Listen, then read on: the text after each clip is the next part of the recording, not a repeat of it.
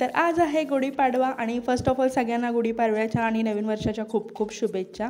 तर हा व्लॉग येईपर्यंत गुढीपाडवा होऊन गेलेला असेल, कारण की आमच्या गावाला जो आहे तो नेटवर्क इश्यू आहे आणि मी आणि पप्पा आता चाललेलो आहे कळकाचा बेट जो असतो तो तोडून आणण्यासाठी आमच्या शेतामध्ये। गावाला परंपरा असते की कळकाच्या बेटावरती गुढी उभारतात, ज्यांना कोणाला माहिती असेल तर हे आहेत आमच्या कळकीचे बेट। तर पप्पा बघत आहेत कुठला उंच कळूक आहे तोडण्यासाठी,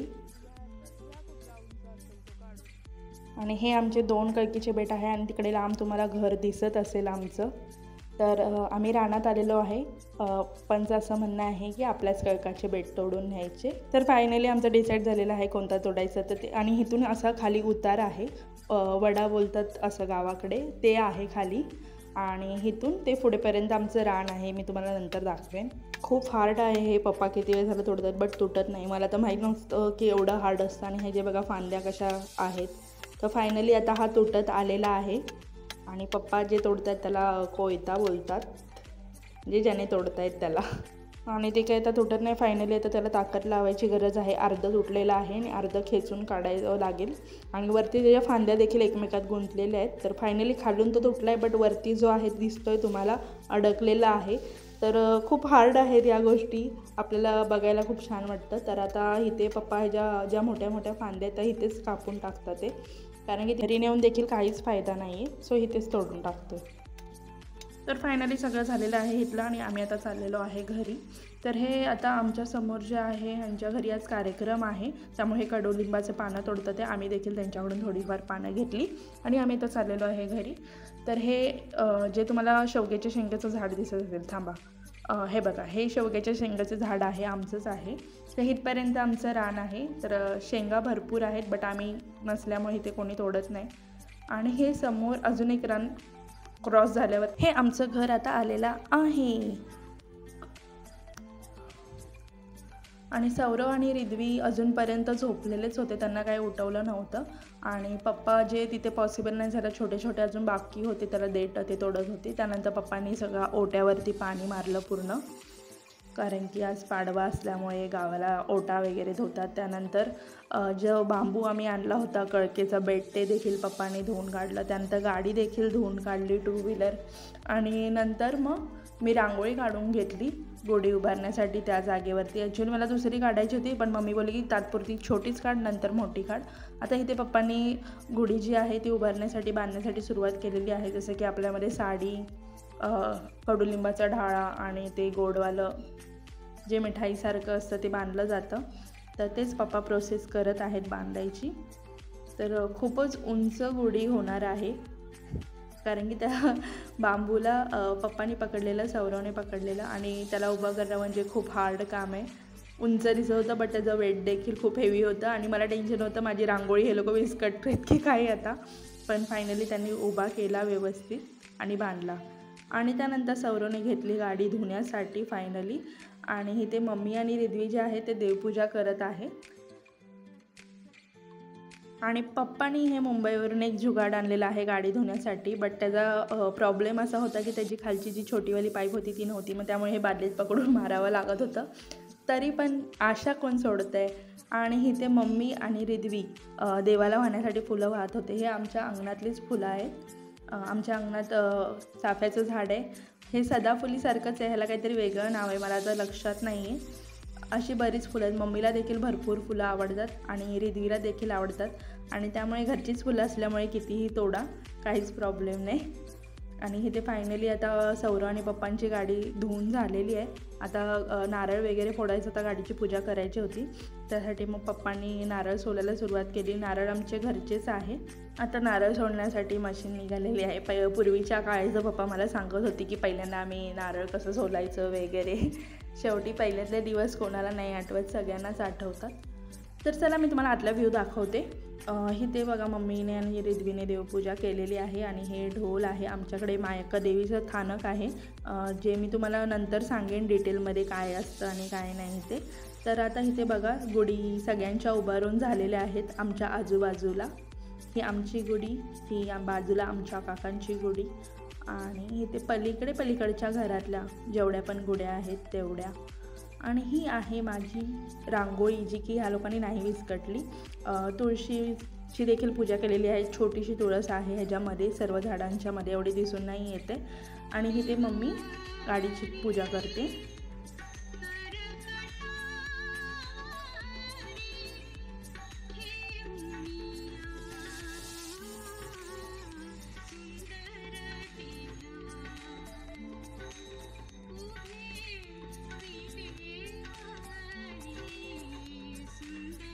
आणि इथे मी अजून एक रांगोळी काढलेली आहे. कलर नव्हते बट मला अशी काढायची होती, मग मी अजून एकदा रांगोळी काढली. आणि आता फायनली सौरव आणि पप्पांची गाडीची पूजा चालू झालेली आहे. हार घातलेत गाडीला दोन्ही पण. आणि हे आमची सर्वात पहिली बाईक आहे. ह्यावरती बघा माझ्या बहिणीचं, माझं आणि माझ्या भावाचं देखील नाव आहे, कारण की आम्ही तेव्हा खूपच छोटे होतो.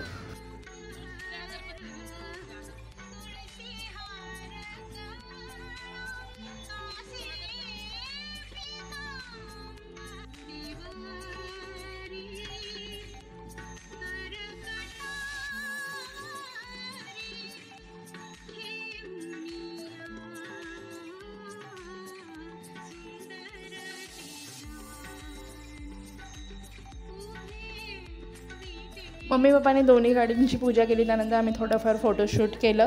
त्यासोबत त्यांनी गुढीची देखील पुन्हा पूजा केली. पुन्हा आम्ही तिथे फोटो वगैरे काढले. आणि त्यानंतर पप्पांनी गाडीला नारळ फोडला. आणि प्रथेप्रमाणे त्यांनी सगळीकडे पाणी शिंपडलं घरामध्ये. आणि इथे रिद्वी आणि सौरव डान्स करत आहेत. गाणी लावली होती गाडीमध्ये त्यामुळे. आणि अशा प्रकारे आम्ही गुढीपाडवा जो आहे तो सेलिब्रेट केलेला आहे. त्यानंतर पप्पांनी सर्व बाहेर गेले आणि हे संध्याकाळी गुढी उतरलेली आहे पप्पांनी. मला जास्त नाही शूट करता आलं, कारण की बहिणीचा व्हिडिओ कॉल आला होता. बहिणीने देखील गाडी घेतलेली आहे, त्याचे देखील क्लिप्स मी एंडला ॲड करेन. 4 व्हीलर घेतलेली आहे माझ्या बहिणीने. आणि त्यानंतर आम्ही संध्याकाळी गेलो. मी तुम्हाला सकाळी बोलली की जो कार्यक्रम होता ते आमच्या गावातले गृहस्थ आहेत, त्यांनी काळूबाई देवीची स्थापना केलेली आहे. तर त्यांच्या घरी जागरण, गोंधळ वगैरे होतं आणि जेवण देखील होतं पूर्ण गावाला. तर त्यासाठी सगळेजण इथे जमलेले होते. तेच कार्यक्रम बघण्यासाठी मी इथे आलेली होती, कारण की असे गोष्टी आपल्याला बघायला भेटत नाही. म्हणून मी आणि माझी मम्मी आम्ही दोघी देखील आलेलो होतो. रिद्वीला देखील आणलेलं होतं आणि सौरव आणि पप्पा घरी होते.